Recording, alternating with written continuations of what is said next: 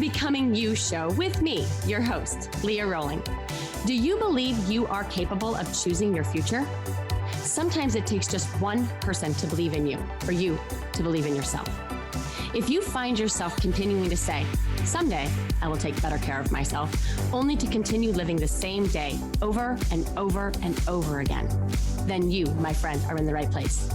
I am your biggest cheerleader, inspiring you to become you on purpose and with intention. Are you ready to create a life you love?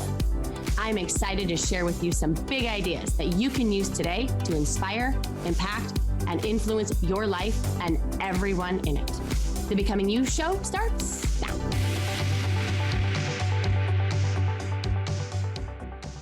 Hello, my friends. Welcome to the show. How are you? If you are new, welcome. If you have been with me a while, welcome. And a quick favor. If you enjoy or find benefit in anything I offer by way of this podcast, would you share and star it for me? This is how we get this work out to the millions of people that I want, and I need your help for that. And so a big, huge hug in advance for sharing me with your people, with your community, because it's a movement. I like to think about it that way. Anyway, so we're going to dig right in because it is a big topic. And it won't surprise you, but I got a lot to say about it. But first, let's check in with you. How has your discipline been this past week, this past month, this year so far? Where have you honored your commitments? Where have you excused them? Again, all questions are in curiosity. I wish I was doing this podcast webinar style, because I am going to ask a question, and I would love to have you kind of raise your hand so that I can better confirm my hypothesis about this topic. But since I'm not, I'm going to ask it anyway and envision and assume that the work and study that I have done on this is going to land. And of course, feel free to email me or DM me with your answer. When I asked this question, where have you honored your commitments versus where have you not? Was there a decision to be made? That's what I want to know. Whether or not you honored your commitment, was there a decision? And it's an important distinction, because what I have found is that people that are more disciplined make fewer decisions, or they've made their decisions like 24 to 48 hours ahead of time. You just decide that you're going to do it ahead of time. And then there is no decision to be made. Now, there is not an option to not do it, because it is no longer a choice to choose from. When you expect that you're not going to want to, right, then there is no fight. So that's the first thing that I wanted to offer. We need to set up our calendars, our schedules ahead of time, so that in the moment, we are not deciding whether or not we're going to do the thing that we said we were going to do, because I don't like your chances then. Not because there's anything wrong with you, but because you have a brain that will default to what it wants right now. And if it requires discipline, most likely the decision will be, no thanks. No thanks on that workout. No thanks on the healthy lunch that we packed for ourselves. No thanks to starting that book. No thanks to send out those proposals. No thanks for launching that course program. No thanks. Okay, so the more you can set up your week, which is why I'm always talking to you about setting up your Sunday, like the Sunday set. We set up on Sundays your week. That's why I'm always inviting you to participate in that practice, because the more you can set up the week and make decisions ahead of time, right, with your future loving part of your brain, the better chances are for you to follow through on them. Okay, so that's the first thing that I wanted you to know before we get to the discipline protocol. The second thing I wanted you to consider is that self-discipline is a fantastic solve for an incredibly frustrating, annoying, and regretful life. I'm trying to sell you on the practice of discipline.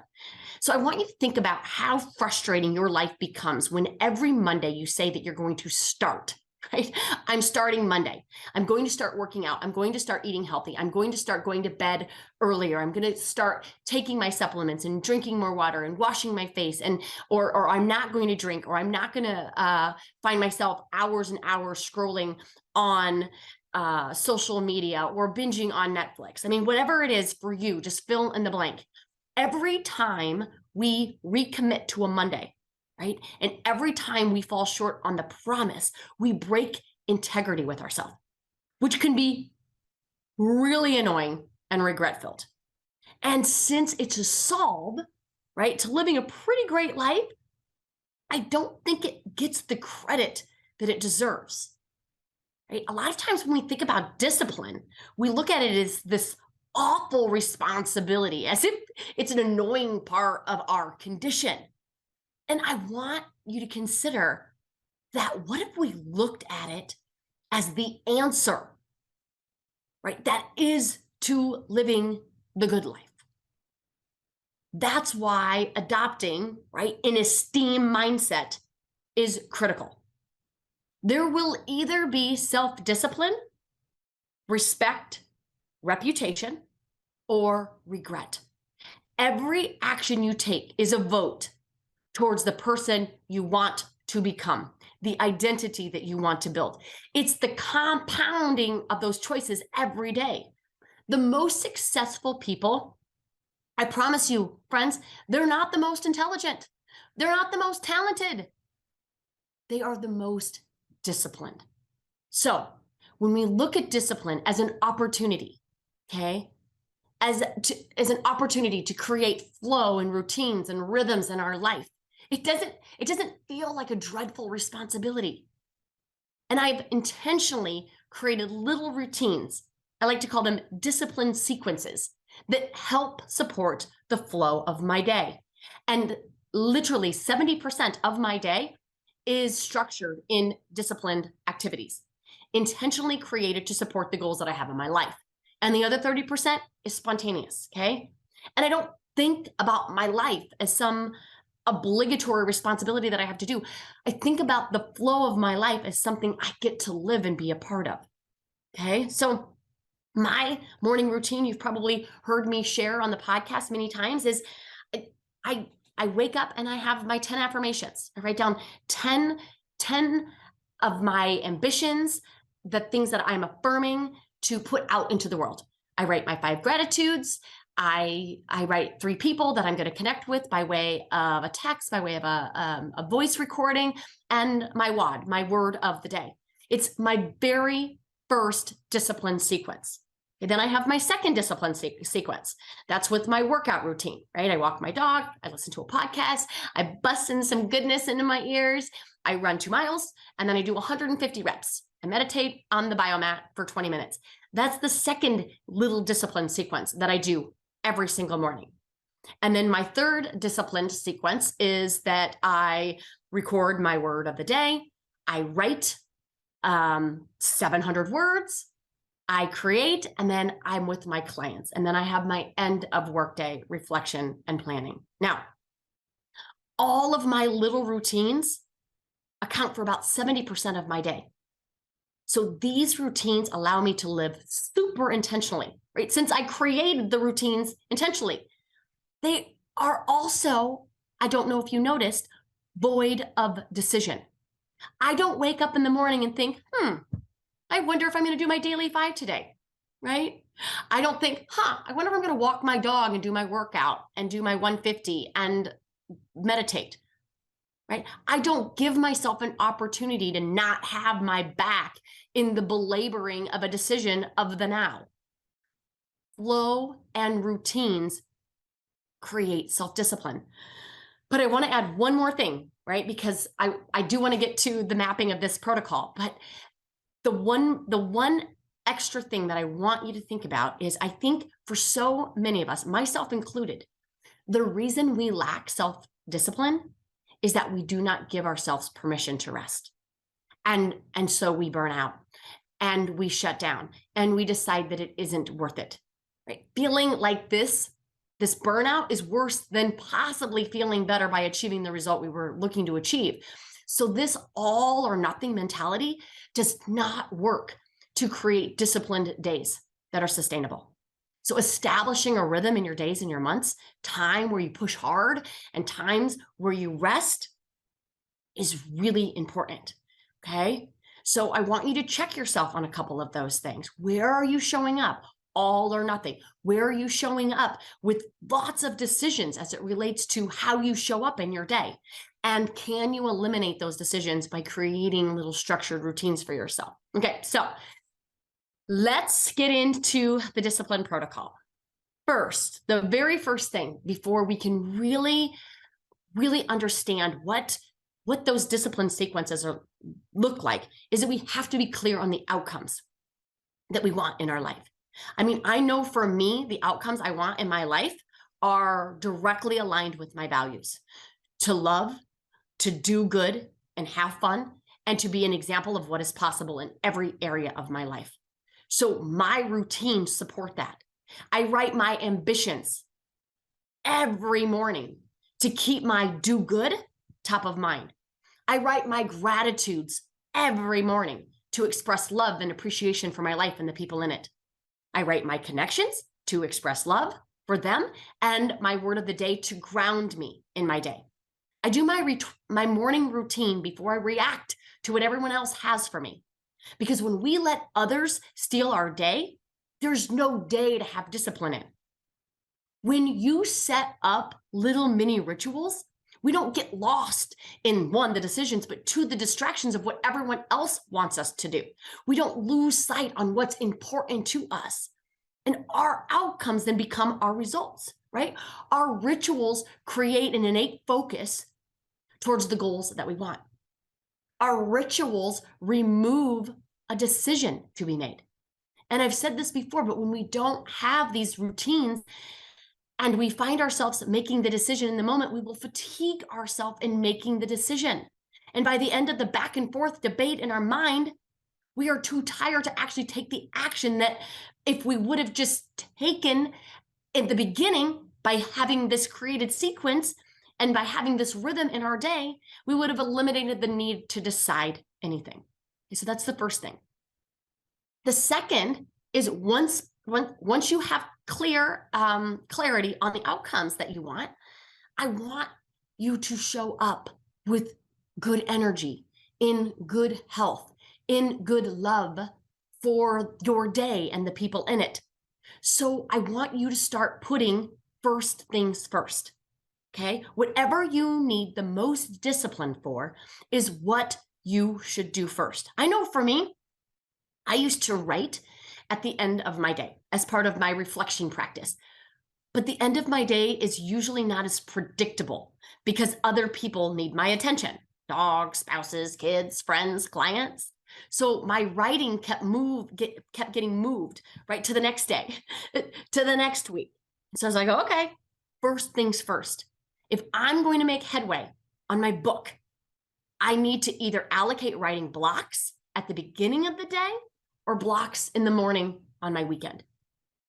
And you don't have to take this from me, but there is enough research on this first things first that I'm not even trying to sell you on it. Okay. But that is why people that work out in the morning, they have more consistency and they make better progress on their health and fitness goals. We got to do the first things first. Think about what you need to have more discipline around. And can you shift to first deciding that you're going to do it 24 to 48 hours ahead of time and add it to your morning routine? And before your brain wants to offer you up that it's not possible, I want you to ask yourself, what would you need to do in order to make it possible? And if you're not willing to make the accommodation, you have two choices. You can do it when you can by blocking time and deciding ahead of time and then follow the rest of the protocol that I'm going to share with you, or you can just stop wanting the outcome. Seriously, no judgment. I would much rather you just stop wanting the outcome than to continue to beat yourself up on it if it's not important to you. I just want you to like your reasons. I don't want you to excuse yourself and give yourself this out because you think it will be hard, because you think that it has to come with all of these sacrifices and that it might, take away time from this, or I want you to embrace the hard in it. Okay. So if not doing it is because it's going to be hard, I want you to do it. The fact that it's going to be hard is the point of doing it. We're not looking for easy here. We're looking to see how we can grow, and we want to see what we're capable of. Okay. So that's the next thing. First things first. Third, I want you to consider that discipline is created by committing and taking consistent actions. Okay. We need to drop this all or nothing mentality that I offered up at the very beginning and adopt what I call an MBL mindset, minimum baseline. What does that mean? That means that we are going to create rituals that align with our outcomes and choose goals based on what you can do on your worst day, not your best day, right? That's where we get it wrong. This is where we generally go wrong in a new year, right? We want to make all of these changes and we go all in, and then we overwhelm ourselves and burn out. Discipline is not about doing all the things. Discipline is committing to the thing. I want you to pick the least amount of action you can consistently do. You've got to establish a habit before you can master it and double down on it. The only caveat is don't miss twice, okay? And if you do miss twice, reassess. Reassess. Maybe that wasn't your minimum baseline, okay? But don't quit the goal. Reconsider the scope. If I don't have 30 minutes to write, okay, can I write for 10? If I don't have 30 minutes to work out, can I do a 5-minute body blaster? Reconsidering the scope keeps you in the game. It keeps you in action. It reminds yourself to check your all or nothing thinking, and it lets you believe in yourself. So don't quit the goal. Don't give up on yourself. Find out what the minimum baseline is, what you could commit to doing with consistency on your very worst day, and do that consistently and don't miss twice. Okay, that's the third step.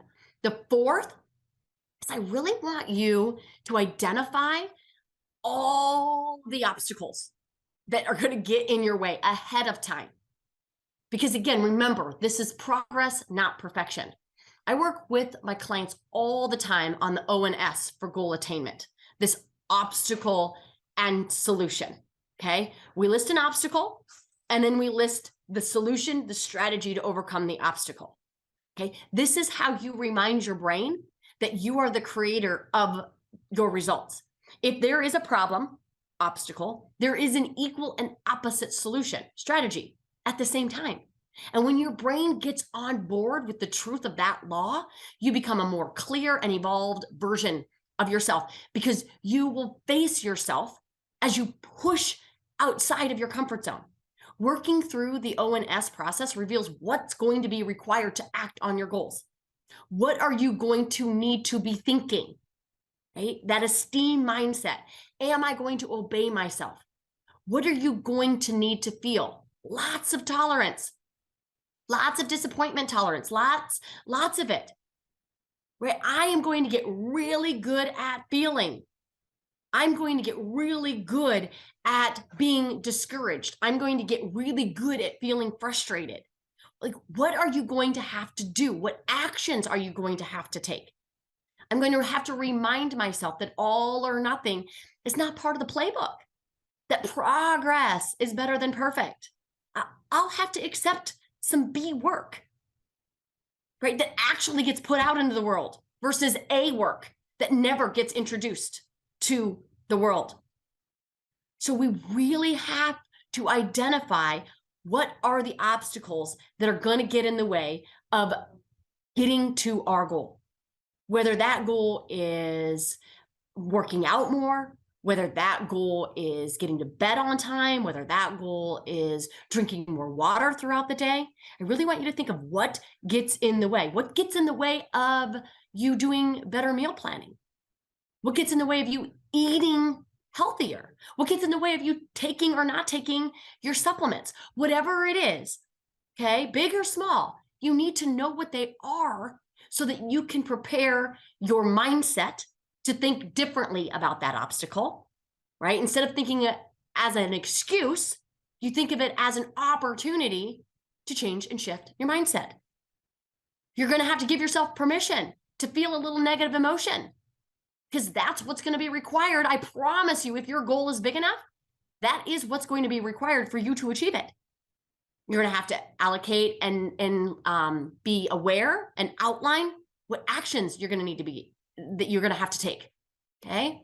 So that's that step. And the fifth step, right, in this discipline protocol is if you can get someone in your routine to support and hold you accountable, you increase your commitment to discipline. Now, I know this is an easy one, okay? There's a massive body of research that shows having an accountability partner is the way to help support the discipline that's required to get whatever result you want in your life. We all know that we are far more concerned about letting someone else down than to let ourselves down. Okay, so whenever you can, get a network of accountability friends, enroll them in your ritual, even if it's just saying, hey, I'm going to start doing this little DS, this little discipline sequence, and I'm going to let you know that I did it every day.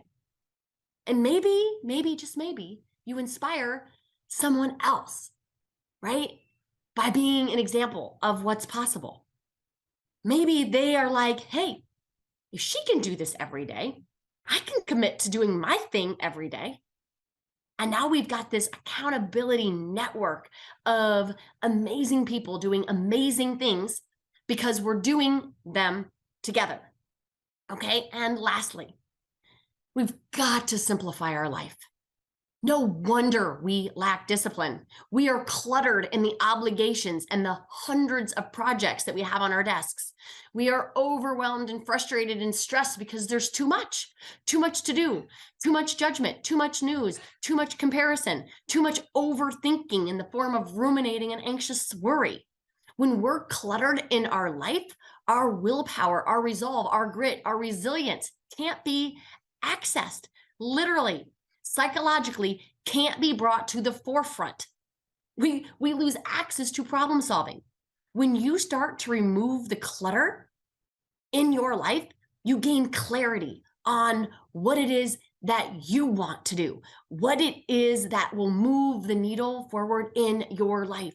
You will start running more efficient processes. You will start feeling better, moving better, breathing better, and loving better. When we have clarity about what we want and who we need to be in order to get what we want, right?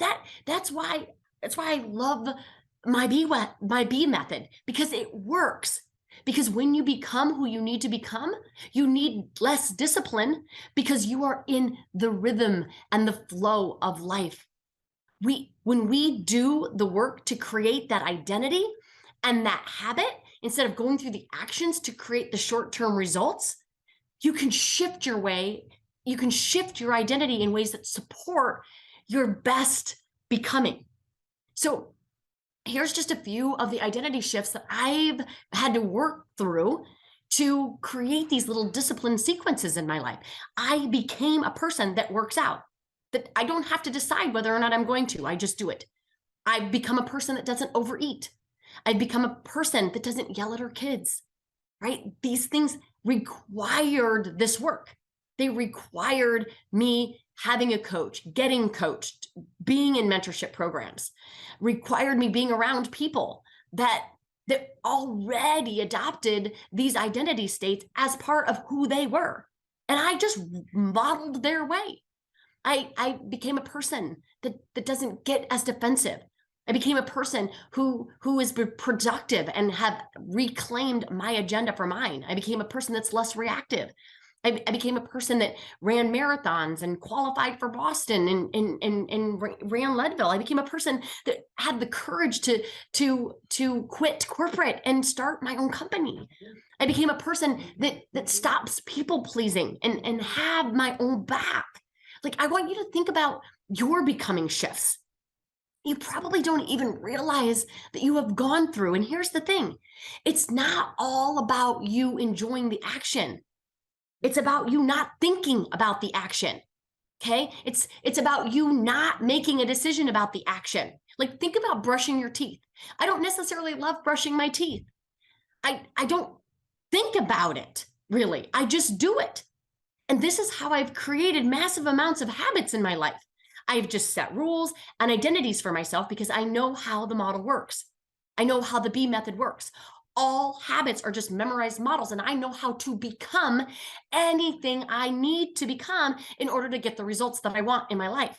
So I want you to think about your life. If you had that level of commitment, that level of discipline and non-negotiables with all of the other things that you want in your life, if it's a non-issue, if it's easy, if you don't have to be confused, if you don't have to decide, it's a muscle that you build up. It's a skill, okay? I want this for you. I want you to be available. I want this access to be available for you. And if you want to learn how to become anything that's required, becoming somebody that works out, becoming somebody that doesn't overeat, that doesn't overspend, that doesn't overrun, that doesn't overdo, and really start to feel, if you want to get clarity on that, you need to clear the clutter. Like I said in the last principle, right? We need to be clear on our outcomes. We need to do first things first. We need to adopt an MLB mindset. We have to understand the obstacles and the strategy. We have to hold ourselves accountable, and we have to declutter. And if you need help with this last one, this declutter, I just launched my declutter course.